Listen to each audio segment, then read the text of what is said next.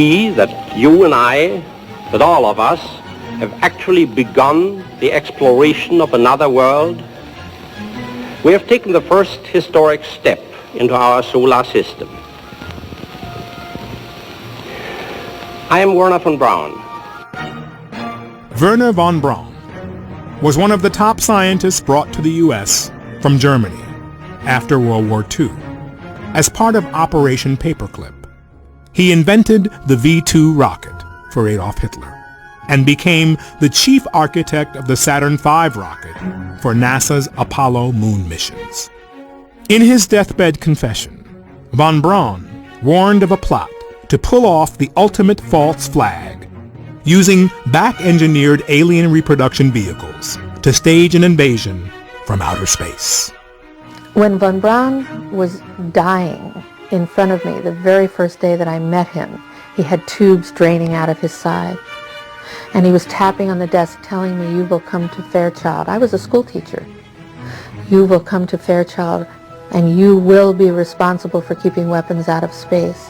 The strategy that Wernher von Braun taught me was that first the Russians were the enemy against whom we're going to build space-based weapons. Then terrorists would be identified. Then we were going to identify third world country crazies. The last card is the alien card, and all of it, he said, is a lie. A lie. Have you been exposed, or did you come across in your career and your network the false INW or the deceptive indication and warnings projects related to this? Yes. And what did you find out about those? That's pretty hush. I don't think I should talk about that. Yeah. I mean, that's where when I briefed the head of the Defense Intelligence Agency, that was the main subject. That is, that's very sensitive. Yeah, it's very sensitive. Yeah. I occasionally think how quickly our differences worldwide would vanish if we were facing an alien threat from outside this world.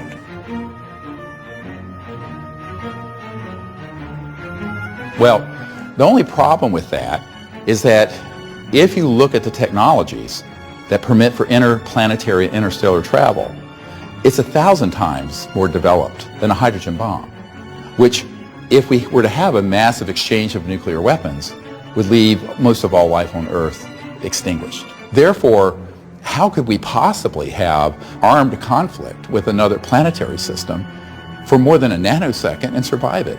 They know that we couldn't.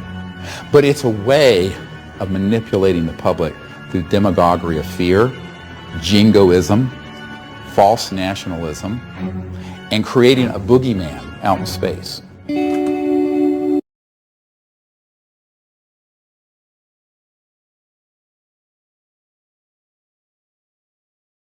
UFOs, and to produce the greatest possible enlightenment of the subject. Former President Gerald Ford. I am prepared to state that I have been at locations where craft of unknown origin that did not originate on the face of this planet was there. I am prepared to state that while I was there, we saw living, dead bodies of entities that were not born on this planet. I am prepared to state that we had what they referred to as interfacing with those entities. Never is there any compelling physical evidence. The question is, who are people like Carl Sagan, and before him, Professor Donald Mensley? It turns out that Sagan, in his early career, actually spoke and wrote about UFOs in a way that was affirmative, that it was legitimate. After he was threatened by the intelligence community and blackmailed, he then began to debunk the issue. Skepticism is very healthy, and I'm a big skeptic about more than 90% of the information out there on the subject, which the public needs to be skeptical. However, skepticism is not just blindly denying everything that's legitimate. For example, we have 3,500 cases where extraterrestrial vehicles have landed and left physical traces. We have 4,000 cases where they have been tracked on radar and seen by pilots. We have an enormous amount of photo and video evidence and physical evidence.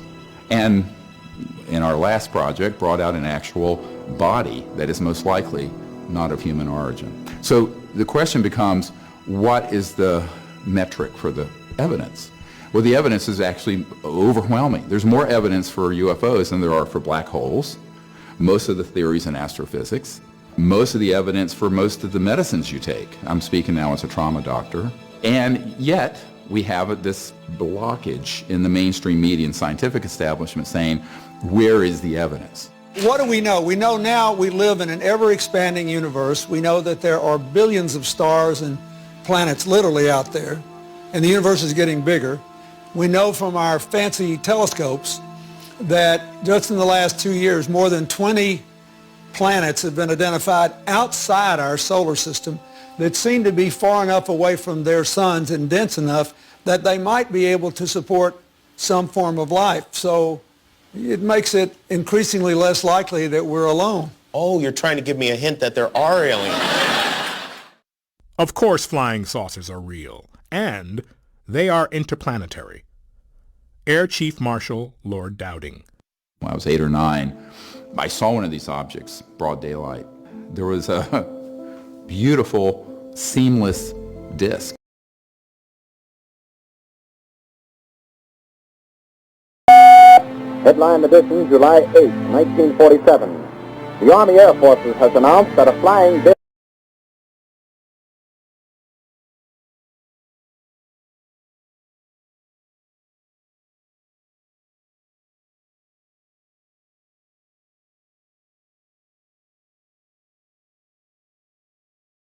July 8, 1947. The Army Air Forces has announced that a flying disc has been found and is now in the possession of the Army. Army officers say the missile, found sometime last week, has been inspected at Roswell, New Mexico, and sent to Wright Field, Ohio, for further inspection. Roswell's almost become a joke because there's so much myth and narrative around it. But if you look at the Guy Hotel document, it was a field agent sent to J. Edgar Hoover. 3 so-called flying saucers had been recovered in New Mexico. Each one was occupied by 3 bodies of human shape, but only 3 feet tall. It's become the #1 document viewed on the FBI website after we released this. Now the craft was more or less an oval egg-shaped craft.